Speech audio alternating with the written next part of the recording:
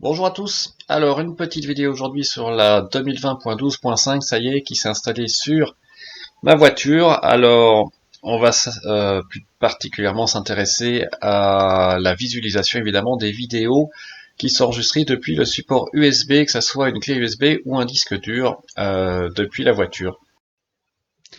Alors, ça y est, on commence à regarder. Donc là, c'est la mise à jour telle quelle, avec en premier lieu donc le visionnage des vidéos de la dashcam, sachant que on ne peut visionner que les vidéos en mode parking, on peut pas les voir en roulant ou en mode drive, et vous allez voir c'est vraiment pas mal fait puisqu'on peut consulter les différentes vues quasiment en simultané.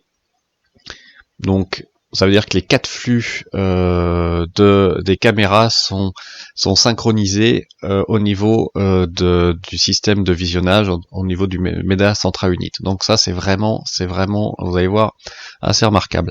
Et la deuxième information de la mise à jour que j'ai oublié de vous parler, c'est que maintenant, pour les superchargeurs Tesla, ça vous donnera aussi le nombre de bornes inactives en théorie à chaque superchargeur. Donc vous saurez par exemple si il y a 8 bornes, s'il y en a 2 qui sont hors de fonctionnement, eh bien vous le saurez probablement en cliquant sur le sigle du superchargeur.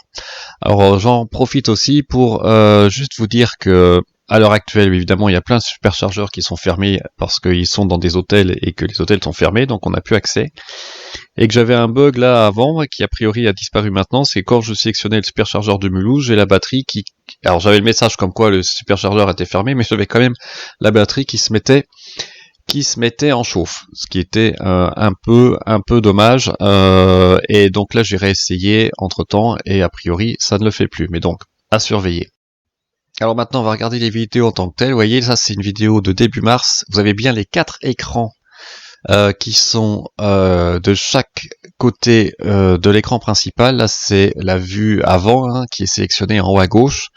Et vous avez, c'est très simple en fait, vous cliquez sur les autres angles de vue de caméra et ça change directement la vue. Donc vous passez de la caméra avant à la caméra latérale gauche ou droite et puis aussi à la caméra arrière au niveau du coffre. Et c'est très fluide, j'ai même l'impression que l'algorithme de compression peut-être, je sais pas s'il a été amélioré, mais la qualité sur l'écran, honnêtement, est vraiment pas mal.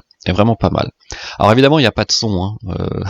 Les caméras n'enregistrent pas le son, mais ce qui est intéressant, c'est que, bon, évidemment, vous pouvez les supprimer, les vidéos individuellement. Vous avez aussi des séquences de 10 minutes qui sont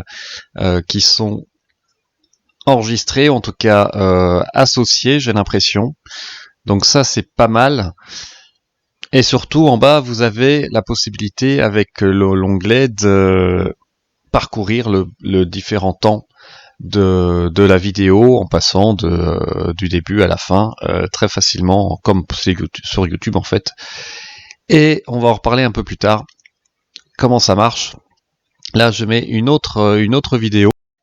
Alors c'est intéressant parce que celle-là, elle était dans l'onglet Sentinelle. Donc vous avez vous pouvez visualiser toutes les vidéos de la dashcam ou les vidéos Sentinelle. Et celle-là, elle était enregistrée sous Sentinelle. Alors peut-être que j'avais appuyé sur l'icône de la caméra pour enregistrer cette période en roulant. Et là, vous voyez, par contre, c'est une vraie vidéo Sentinelle dans un parking.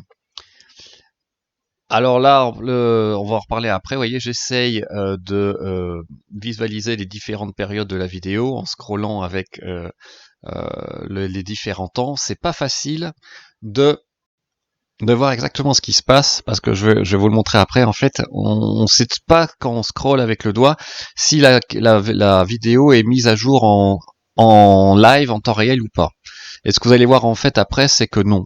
Il faut lâcher le doigt pour vraiment que, entre guillemets, la vidéo reparte au niveau du temps demandé, c'est au bout d'une minute, 2 minutes.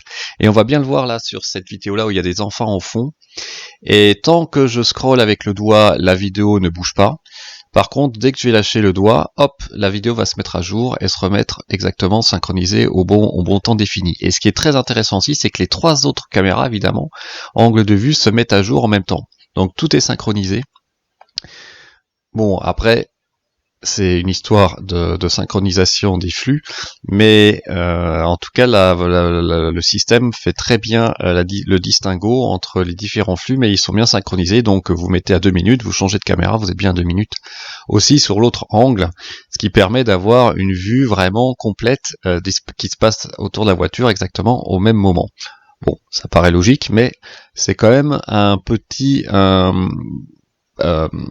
comment dire, un petit challenge technique et qui est très bien réussi par Tesla. Et puis vous avez vu, là j'ai supprimé la vidéo sans aucun problème. Et après vous avez soit votre liste complète, soit celle de Sentinel, soit celle avec la dashcam en roulant, notamment les 15 ou 10 dernières minutes quand vous appuyez sur le petit icône. Faut pas oublier aussi dans les paramètres de sécurité que vous pouvez activer l'enregistrement automatique d'une séquence vidéo. Je pense que c'est les 10 dernières minutes si je me trompe pas, en klaxonnant. Donc en cas d'accident ou de risque d'accident, c'est très très pratique. Voilà, là je vous remontre un autre exemple, et ce qui m'a étonné moi c'est la fluidité et les 4 flux. Alors évidemment les petites icônes, la définition est moins importante, mais ça doit dépendre aussi de votre carte SD ou de votre clé USB. Je vous conseille quand même une clé de bonne qualité, du USB 3 ou avec un bon débit si c'est une carte SD, comme pour filmer sur un appareil photo. Moi j'ai une carte SD Endurance que j'ai mis dans mon petit plug sur ma clé sur mon port USB de la voiture, et en termes de fluidité vraiment je n'ai aucun problème. Il faut savoir aussi que depuis la version 10, le système gère automatiquement la quantité de données sur la clé ou le disque dur, donc en théorie vous ne pouvez pas saturer votre clé, notamment ça va supprimer les vidéos, les vidéos les plus anciennes pour pouvoir enregistrer les nouvelles. A priori que ça soit pour le mode Sentinel ou le mode dashcam, donc ça c'est plus un problème du tout. Donc vraiment bien, bravo Tesla, en tout cas dans mon cas ça marche très bien. Vous montrez aussi que ici le nouveau onglet Sentinel, vous voyez, c'est le nouveau icône pour une histoire de brevet qui marche très bien.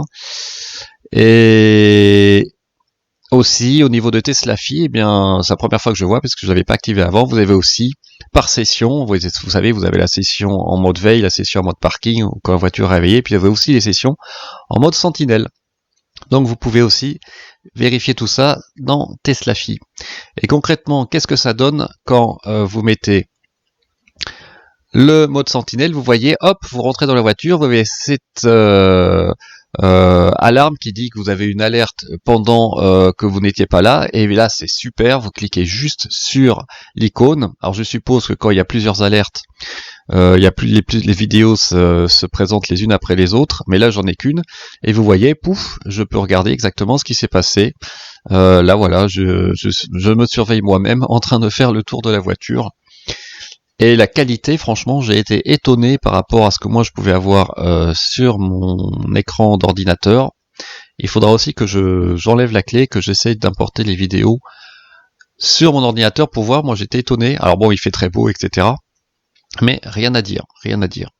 Donc, très très pratique en cas de problème d'alerte Sentinelle, sachant que dans les partages de données de la voiture, n'oubliez pas que vous pouvez accepter que les 72 dernières heures, quand une alarme s'est activée sur la voiture, une alerte, donc je pense que ce soit un accident ou l'alarme qui se déclenche, Tesla garde pendant 72 heures les vidéos. Alors je ne sais pas si on peut les demander a posteriori, mais en tout cas c'est un bon on va dire une bonne solution si par malheur la personne qui veut voler quelque chose dans votre voiture aussi pique la clé USB. À vérifier quand même, je vais essayer de me renseigner. Je pense qu'on doit pouvoir aller demander à Tesla de nous envoyer la capture vidéo sur les 72 dernières heures. Alors, évidemment, ça ne veut pas dire que ça a filmé pendant 72 heures, mais si la caméra s'est activée pendant les 72 dernières heures, j'espère qu'on peut rapatrier ces vidéos, donc d'où l'intérêt aussi d'avoir une connexion 4G. Parce qu'une connexion 3G, bon ça doit marcher aussi, mais ou en Wi-Fi, c'est quand même pratique pour pouvoir uploader ces séquences vidéo sur le cloud de Tesla qui, ces données restent anonymisées, elles sont reliées au VIN, mais a priori ni plus ni moins. Donc il n'y a pas de liaison avec votre adresse ou votre nom personnel Bon, je pense qu'on peut faire relativement confiance à Tesla. Si c'est marqué dans les conditions des partages de données, je pense quand même que ces données sont anonymisées. De toute façon, ça fait partie des RGPD, les données, la contrôle des données au niveau européen. Donc c'est fini pour cette première partie. Quoi penser de cette mise à jour? Honnêtement, c'est pratique. Clairement, au niveau notamment du mode sentinelle, si vous voulez vite vérifier quand vous rentrez dans la voiture les alertes que vous avez eues pendant que vous étiez absent, c'est parfait. Après, on peut espérer mieux, évidemment, notamment de pouvoir visualiser depuis l'application Tesla le flux vidéo, comme on peut le faire avec des caméras IP qu'on a à la maison, sachant que là, la limitation, c'est quand même le débit, le upload et non pas le download depuis la voiture.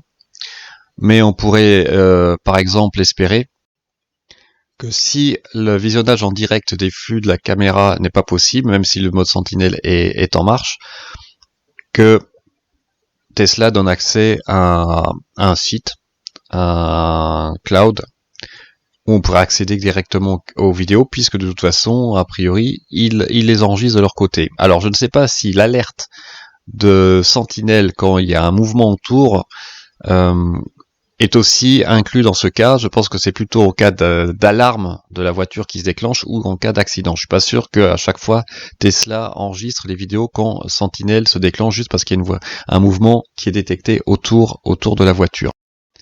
En tout cas, c'est prometteur. Voilà, Tesla avance et s'occupe pas des autres. Toujours des fonctions intéressantes. Le garage, la porte du garage Wi-Fi aussi, comme j'ai déjà discuté avant, moi ça m'intéresse beaucoup. On va voir jusqu'où ils vont aller. Il y a le mode Guépard sur la Model S notamment. Est-ce qu'il y aura un mode Ludicrous sur la Model 3? On verra bien. En tout cas, tout ça, c'est prometteur. On est toujours impatient d'avoir ces mises à jour sur sa voiture, donc c'est très bon signe. J'attends aussi l'état de charge de la batterie 12 volts, qu'on puisse regarder directement depuis l'écran de la voiture. Ça sera encore une amélioration sympa. Et puis voilà, ça progresse petit à petit. Et toujours dans le bon sens à mon avis, donc ils savent bien entretenir le buzz. Maintenant on attend la détection active des panneaux et des feux. Et voilà, ils continuent à faire parler d'eux et à susciter l'intérêt, donc c'est vraiment, on va dire, bien joué de leur part. Sur ce, je vous souhaite une très bonne soirée. N'hésitez pas à laisser des commentaires comme d'habitude, ça me fait toujours plaisir, des pouces bleus, et puis à utiliser mon lien de parrainage si le cœur vous en dit. Merci beaucoup et à bientôt. Au revoir.